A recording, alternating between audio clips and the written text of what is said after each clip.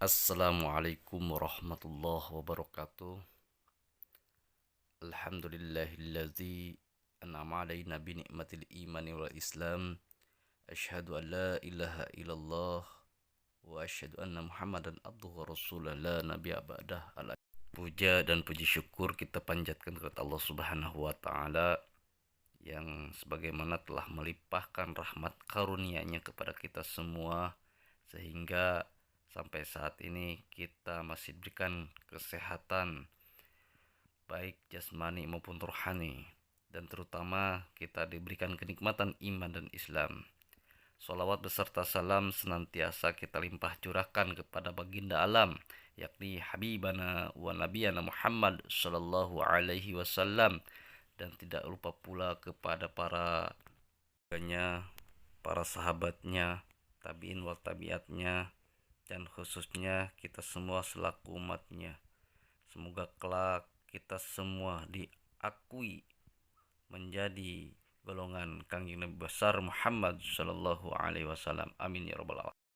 Bapak dan Ibu, dalam kesempatan kali ini izinkan saya untuk menyampaikan tentang teori postmodernisme sebagai salah satu tugas yang diberikan kepada saya. Postmodern adalah teori yang pada awalnya ingin menyempurnakan modern teori,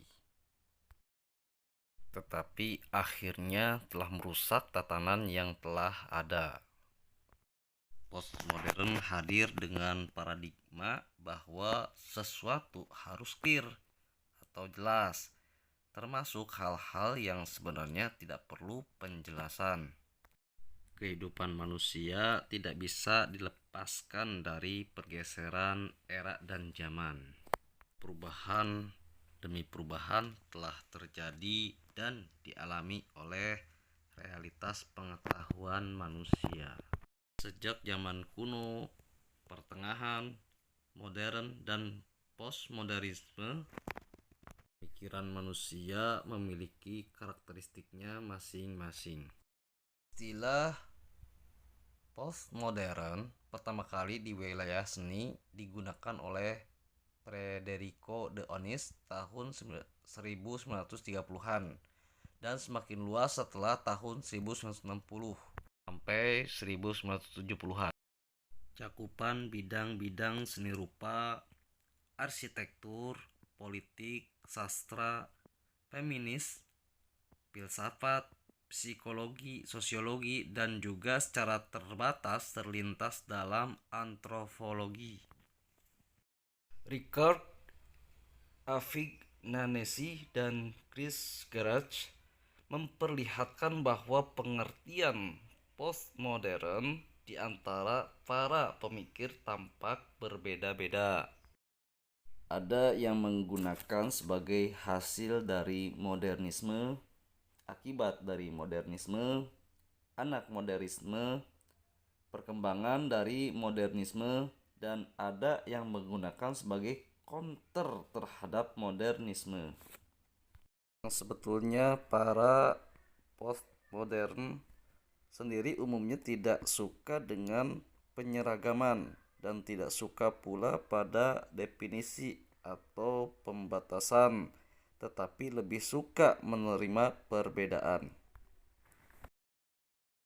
Yang paling menonjol dari teori postmodernisme salah satunya adalah menolak metanarasi. Salah satu konsepnya adalah materialisme.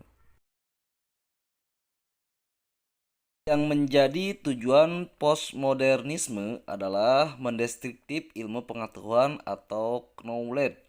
Jika paham-paham modernitas seperti realisme dan liberalisme memandang sesuatu secara objektif, postmodernisme justru memahami suatu realitas secara subjektif.